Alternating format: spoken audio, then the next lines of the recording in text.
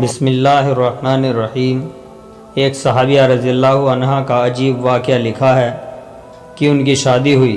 اللہ تعالیٰ نے ان کو حسن و جمال بھی عجیب دیا تھا، اور شادی بھی ایک بڑے امیر کبیر صحابی سے ہوئی جن کے پاس رزق کی فراخی تھی، ہر طرح کا عیش و آرام کے سامان تھے، میاں بیوی میں خوب محبت تھی اور اچھی طرح وقت گزر رہا تھا۔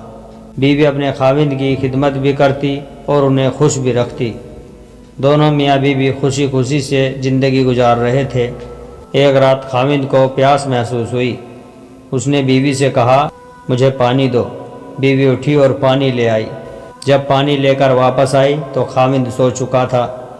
وہ پانی کا پیالہ لے کر کھڑی رہی، حتیٰ کہ جب خاوند کی دوبارہ آنکھ کھلی تو دیکھا کہ بیوی پانی لے کر کھڑی ہے۔ وہ بڑے خوش ہوئے۔ انہوں نے اٹھ کر پانی پیا اور بیوی سے کہا، میں اتنا خوش ہوں کہ تم اتنی دیر پانی کا پیالہ لے کر میرے انتظار میں کھڑی رہی۔ آج تم جو کہو گی میں تمہاری فرمائش پوری کروں گا۔ جب خاوند نے یہ کہا تو بیوی کہنے لگی، کیا آپ اپنی بات میں پکے ہیں کہ میں جو کہوں گی آپ پورا کریں گے؟ کہنے لگے، ہاں پورا کر کے دکھاؤں گا۔ کہنے لگی، اچھا پھر آپ مجھے طلاق دے کر فارغ کر دیجئے۔ اب جب طلاق کی بات ہوئی تو یہ صحابی بہت پریشان ہوئے کہ اتنی خوبصورت اور سیرت اتنی وفادار اور خدمت گار بیوی کہہ رہی ہے کہ آپ مجھے طلاق دیجئے۔ پوچھنے لگے، بیوی کیا تجھے مجھ سے کوئی تکلیف پہنچی ہے؟ کہنے لگی، بالکل نہیں۔ بیوی کیا میں نے آپ کی بے قدری کی؟ ہرگز نہیں۔ کسی امید کو توڑا؟ کوئی بات آپ کی پوری نہ کی ہو؟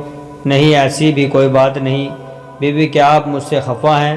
کہنے لگی، ہرگز نہیں۔ تو پھر مجھ سے طلاق کیوں چاہتی ہو؟ کیا آپ مجھے پسند نہیں کرتی ہو؟ کہنے لگی، یہ بات بھی نہیں، پسند بھی بہت کرتی ہوں، محبت کرتی ہوں، اس لیے تو خدمت کرتی ہوں۔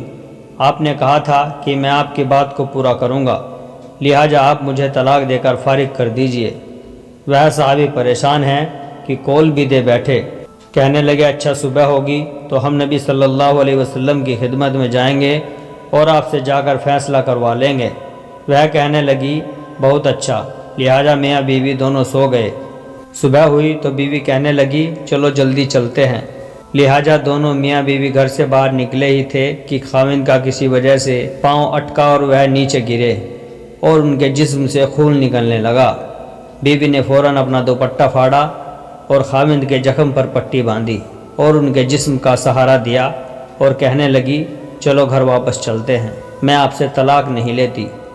وہ حیران ہوئے کہ جب تم نے طلاق کا مطالبہ کیا تو نہ مجھے اس وقت سمجھ میں آیا، اور اب کہتی ہو کہ طلاق نہیں چاہیے تو نہ اب مجھے سمجھ میں آ سکا۔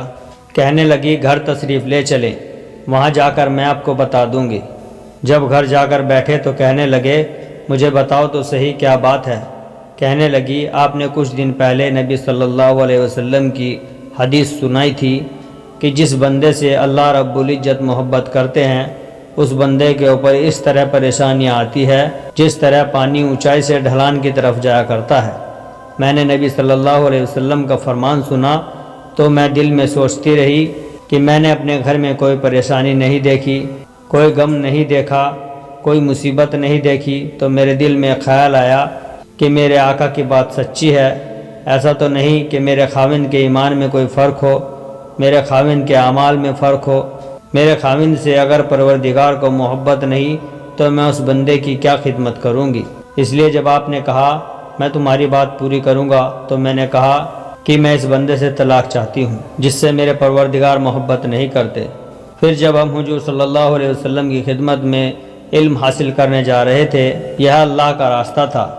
آپ گرے اور خون نکلا تو میں فوراً سمجھ گئی کہ اللہ کے راستے کا غم پہنچا، مصیبت پہنچی، تکلیف پہنچی۔ یقیناً اللہ تعالیٰ کو آپ سے پیار ہے اور اللہ تعالیٰ نے آپ کو اپنی ناراضگی کی وجہ سے خوشیاں نہیں دی ہوئی، بلکہ اللہ تعالیٰ کو آپ سے محبت ہے۔ اب مجھے طلاق لینے کی کوئی ضرورت نہیں، اس لیے میں ساری زندگی آپ کی خادمہ بن کر آپ کی خدمت کیا کروں گی۔ سبحان اللہ۔ پیارے دوستو، ویڈیو اگر اچھی لگی ہو تو دل سے لائک اور شیئر کیجئے اور ہمارے چینل اسلام میں نور کو ضرور سبسکرائب کر لیں۔ السلام علیکم ورحمۃ اللہ وبرکاتہ۔